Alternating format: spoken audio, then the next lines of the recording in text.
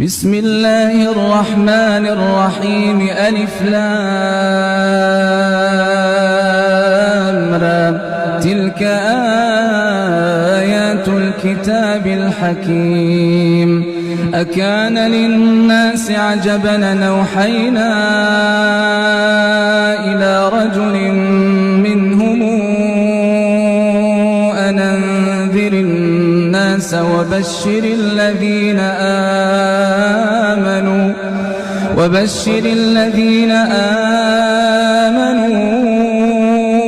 أن لهم قدم صدق عند ربهم قال الكافرون إن هذا لسحر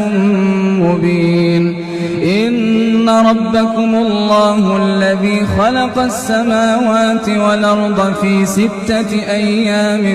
ثم استوى على العرش يدبر الأمر ما من شفيع إلا من بعد إذنه ذلكم الله ربكم فاعبدوه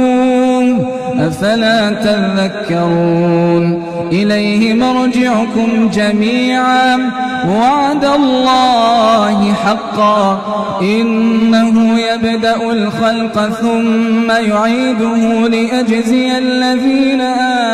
آمنوا وعملوا الصالحات بالقسط والذين كفروا لهم شراب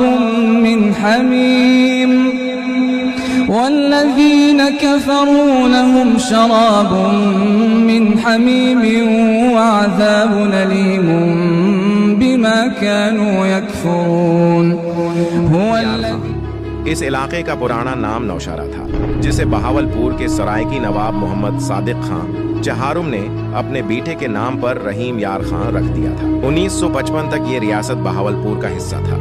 رحیم یار خان صوبہ سندھ کی سرحد پر واقع ہے یہ سرائکی اکثریتی ضلع ہے جس میں 65% سرائکی رہتے ہیں رقبے کے لحاظ سے یہ پنجاب کا نواں سب سے بڑا شہر ہے رحیم یار خان کی 4 تحصیلیں خانپور لیاقت پور رحیم یار خان اور صادق آباد ہیں تحصیل صادق آباد میں واقع بھونگ مسجد فن تعمیر کا ایسا منفرد شاہکار ہے کہ اس کا نام گنیز بک آف ورلڈ ریکارڈ میں درج کیا گیا ہے عظیم سرائکی شاعر خواجہ غلام فرید کا مقبرہ بھی رحیم یار خان میں واقع ہے یہ ضلع زرعی لحاظ سے کافی زرخیز مانا جاتا ہے رحیم یار خان کا 1/4 حصہ صحرائے چولستان سے ڈھکا ہوا ہے رحیم یار خان کے لوگ یہاں کے گنوں کی طرح میٹھے ہیں ویڈیو کو شیئر لازمی کریں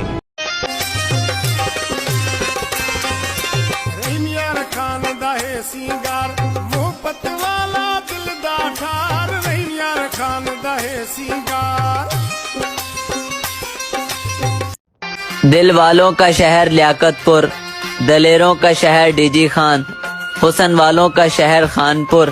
وفاداروں کا شہر صادق آباد اور ان سب کی پہچان ہمارا سونا ضلع رحیم یار خان